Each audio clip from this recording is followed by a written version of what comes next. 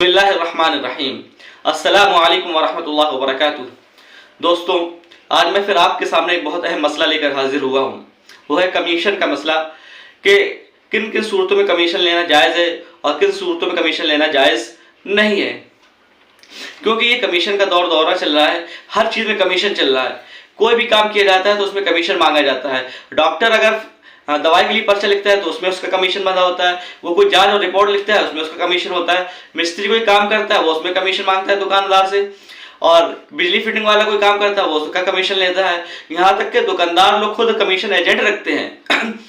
तो ये कमीशन के दौर में हमें कैसे पता चलेगा कि किस तरह का कमीशन जायज़ है और किस तरह का कमीशन जायज़ नहीं। कमीशन बहुत तरह के होते हैं, लेकिन जो सबसे बुरा कमीशन है और जो नाजायज कमीशन है वो है डॉक्टर का कमीशन।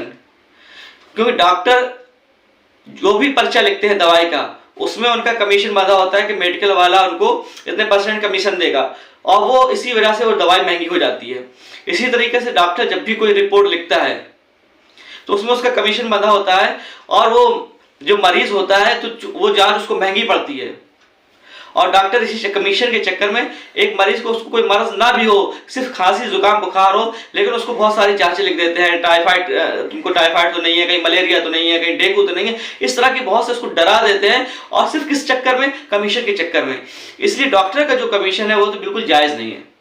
क्योंकि इसमें बहुत सी खराबियां हैं।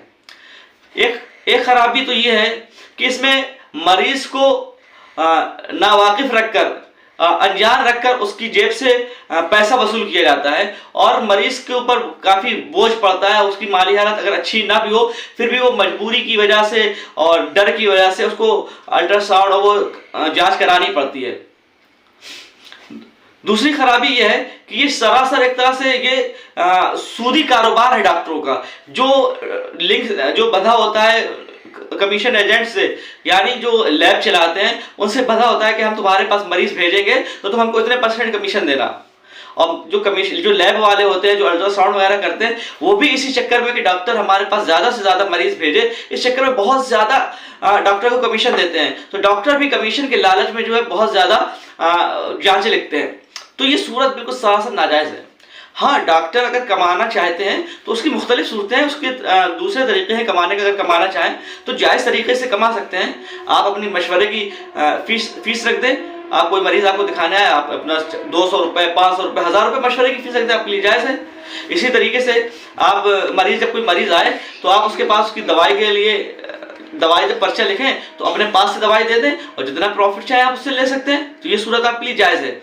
लेकिन सिर्फ कमीशन की लालच में किसी दूसरे पर बोझ डालना और उस गरीब की जेब काटना, उसको मजबूर करना सिर्फ अपने पैसे के लिए, ये सूरत जायज़ नहीं है। अब एक दूसरी सूरत होती है कारीगर की कमीशन, यानी कारीगर का कमीशन जायज़ है या नाजायज़। कौन से कारीगर का कमीशन? मिसाल के तौर पर कारीगर जो घर बनाते हैं, जो ठेका लेते हैं। इसी तरीके से जो बिजली फिटिंग वाले होते हैं वो बिजली फिटिंग करते हैं तो उनका भी कमीशन फिक्स होता है दुकानों से। तो इनका कमीशन जायज़ है नहीं जायज़ है? इसकी दो सूरतें हैं। यानी कारीगर अगर दुकानदार से कमीशन लेता है उसकी दो सूरतें हैं। पहली सूरत तो ये है कि साहिब मकान, घर वाला मिस्त्री से, यानी घर बनाने वाले से या बिजली फिटिंग वाले से ये कह दे कि फलाने दुकान से जाओ और ये सामान वहाँ से खरीद कर ले आओ। तो ऐसी सूरत में अगर दुकानदार इस कारीगर को कोई सामान कम में देता है उस आम रेट से जो लोगों को देता है, तो इसमें जो प्रॉफिट होगा तो ये साहिब मकान वाले का प्रॉफिट होगा, और जो कारीगर गया है उसकी हैसियत वकील की होगी, गोया कि वो घर वाले का वकील बनकर गया है। उसके लिए जायज़ नहीं है कि वो अपनी तरफ से रकम बढ़ा करके, या जो दुकानदार ने जो कीमत कम की है उसमें से एक्स्ट्रा चार्ज करके घर वाले से पैसा ले। ये सूरत बिल्कुल जायज़ नहीं। एक सूरत और होती है, वो सूरत ये है कि घर वाला कारीगर से ये कह दे कि तुम घर बनाओ, सामान बनाओ, इसमें जो भी सामान लगे, ईंट, मोरम, गिट्टी, जो कुछ भी ले, सब तुमको ही लेकर आना है, अपने पास से लाओ, लगाओ, हम तुमको खाली पैसा दे देंगे।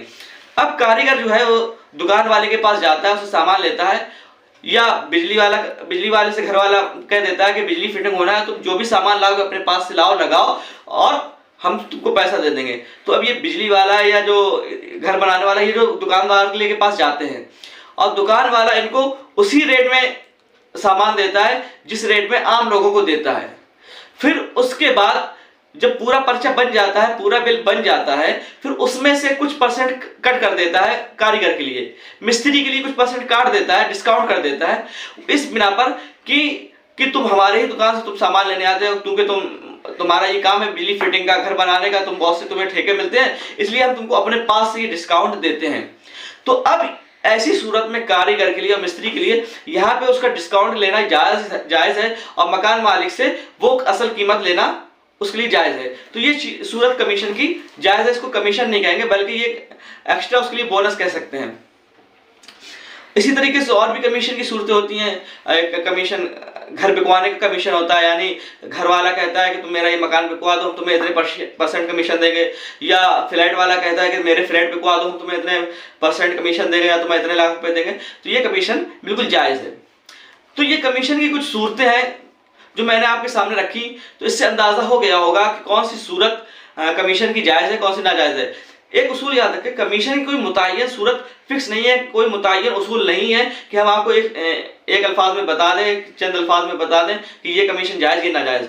आपके पास जो भी सवाल हो आप सवाल को बताएं, और उसके हो सकता है क्योंकि हर कमीशन की शक्लें अलग अलग होती हैं, तो उसमें ये देखना पड़ेगा कि आप किस तरह के कमीशन की बात कर रहे हैं।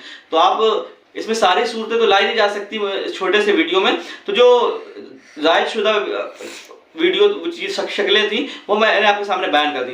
अगर आपके ध्यान में कोई और शक्ल है, कोई सवाल है, तो आप मुझसे कमेंट बॉक्स में सवाल कर सकते हैं, मेरे नंबर पर व्हाट्सएप कर सकते हैं कि मुफ्ती साहब ये सूरत कमीशन की जायज़ है या नाजायज़ है। हाँ, इतना ज़रूर है क्योंकि इसका कोई मुतय्यन उसूल नहीं है, बस इतना याद रखिए। आपको अगर कोई सूरत पूछना है तो आप अलग से कमेंट में सवाल कर सकते हैं। फ़कत वस्सलाम।